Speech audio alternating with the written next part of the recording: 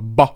You guys better like this video. I took a shower and did my hair up and everything. Hey everybody, I'm doing a giveaway for a few things today, so if you want the details for that, make sure you watch throughout the entire video. Last time on Bringus Studios. Let's see, what is this actually? This is only a Intel HD Graphics 520 graphics chip here. We're not working with much. Guys, I messed up.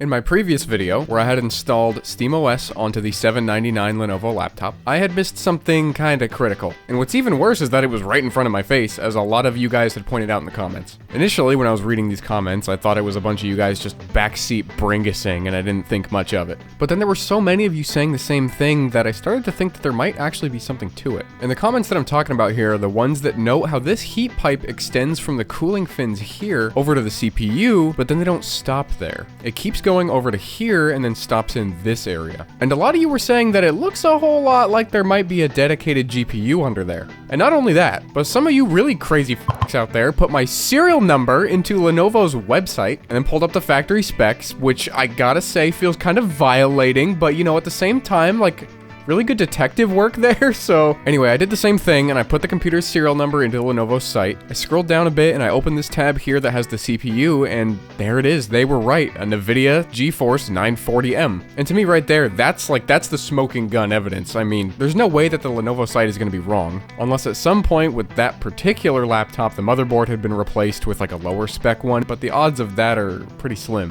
But I mean, it had definitely been tampered with at some point, so there's only really one way to be sure. I took off the cooler and, well, there it is. The $799 Lenovo laptop not only had a 6th Gen i7, but also a dedicated NVIDIA GPU. So yeah, turns out I know a thing or two about price to performance. I'm just kidding, I had no clue. And that also explains why nope. I'm gonna figure out how you pronounce it right now. Dude, nobody else is saying the name of this OS. Oh, hold on. Winesap. Winesap, according to Google. Alright, well there we go, Winesap OS. Okay, so that would explain then why Winesap OS was giving me so much trouble. I had been telling it to install the Intel GPU drivers, not NVIDIA ones. But even then, in Linux Mint, I had gone to the system specs page, and it had only reported the Intel integrated GPU. So what's the deal with that? And the answer to that question is that Linux works in mysterious ways. Because after installing Windows, it showed right up, and I'm sure there's probably a perfectly rational reason why the NVIDIA card did not show up in Linux Mint. And it's probably my fault even, to be honest with you guys, but I don't know why it happened, and I'm sure the but actually crowd will fill you guys in the comments down below. So then I guess that means there's one question left to answer. Even though Linux Mint never showed the NVIDIA GPU in system settings, did the games I was playing actually utilize it? Or were they still running everything off of the Intel integrated graphics that it had claimed it was running on? Well, you know who doesn't have an answer to that? PCBWay. But what does PCBWay have anyway? PCBWay offers services that bridge the gap between your dreams and reality. And since that statement is entirely meaningless, let me give you an example. Say you see an awesome 3D model online that you want to 3D print, but you don't have a 3D printer. Now you do. Trying to solder together something that you need for a project, but you have no idea what you're doing and you screw up the entire thing? PCBWay has you covered. Can't come up with any good ideas yourself, but you still want to mod something? PCBWay has an entire library of community-made projects that you can browse and order the parts for instantly. They'll even assemble the whole board for you at their factory. This ad is like the opposite of an information hazard. This is an information blessing. You know what else I'm going to bless you with? An offer from PCBWay for $5 off your first order for all new users. So go ahead and check out the link in the description and check PCBWay out. They've got a bunch of super cool stuff. Take a look. Back to the matter at hand though. I need to know if the NVIDIA 940M or the Intel Integrated Graphics 520 was what was being used during my gameplay. I wiped Linux off the laptop and then installed Windows 10. As fun as Linux is, I want to make sure I get everything right this time. And Windows, compared to Linux, well, it just works. That being said, that does kind of make this test wildly unscientific in nature, and at the end of the day, it's a $799 Lenovo laptop, so I don't really think it's that big of a deal. Anyway, I went over to NVIDIA's website after that and then got the drivers for the 940M, installed Steam, downloaded the exact same set of games from the last video, and then got to testing. Last time we ran all the games at 720p and at the lowest settings possible, so I'm going to do the same thing here. And right off the bat, it's running better. Half-Life 2 here is experiencing far less stuttering compared to last time, but that in itself doesn't really indicate anything, since you could just blame all the stuttering on Linux, which is fair and likely even. So, in the pursuit of answers, I moved on to Black Mesa. And this is where we started seeing a real uplift in performance. It's fairly obvious at this point from how much better it's running that the Nvidia chip is kicking in here. It's a pretty safe assumption. Stuttering is severely reduced now, and the frame rate is regularly high enough to even look good on a 100+ Hz monitor.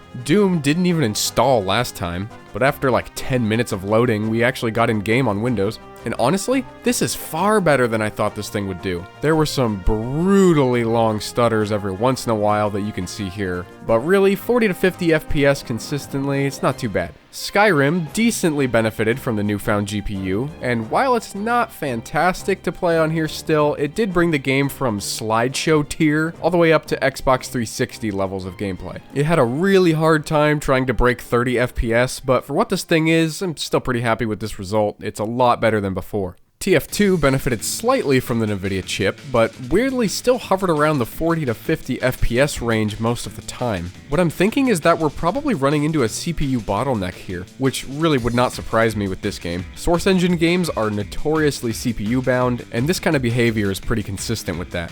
Rocket League was far from unplayable last time, but it was still running at a sub 30 FPS. I also do want to note that I mistakenly said last time that I was running Rocket League at the lowest quality, when in reality it was definitely not, so I left it on high quality here as well to keep things consistent between the two runs. You know what else here is consistent though is that it's 60 FPS all the time now. It feels absolutely fantastic to play here, and I would argue that you could probably take the resolution up a notch or two and still maintain 60 FPS, no problem. So I'd say we have our answer at this point. Linux Mint was not using the Nvidia GPU. On one hand, that's weird and shitty, like, come on Linux, what the heck? But on the other hand, it's still nice to know that what I had told you guys in the previous video was still correct. The performance that I showed you was true to what I had said, which I said it was an Intel HD 520, and as far as I can tell, what I showed off to you guys was performance of an Intel HD 520. Albeit a little bit worse because we were using Linux and not Windows. And even on the Intel HD 520, would it have done better in Windows? Yeah, of course, but not to the degree that I had just shown you guys. The performance bump that we saw here was all 940M. And I said at the beginning that I am giving away a couple things. And you might have already guessed, but if you didn't, it's the $799 Lenovo itself, along with a $25 Steam gift card.